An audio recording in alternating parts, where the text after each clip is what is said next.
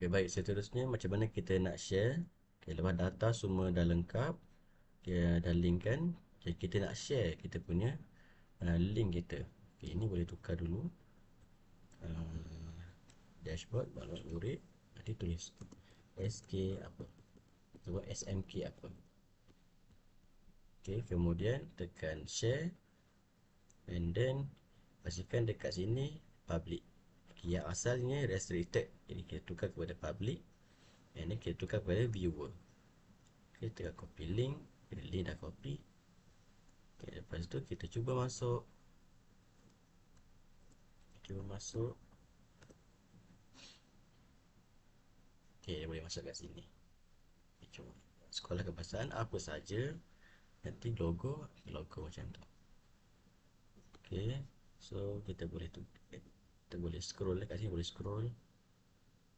Okay, ini juga boleh scroll.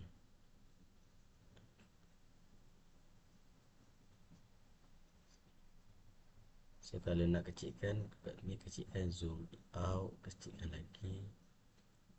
Supaya senang kita nak tengok. Boleh scroll ke bawah.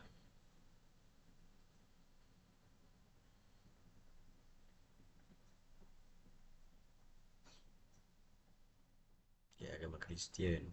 Setiap tahun ada agama Kristian. Kita boleh tengok kelas mana ada. Dan juga nama dia. Okay. Okay, nanti apa-apa tak jelas boleh PM saya.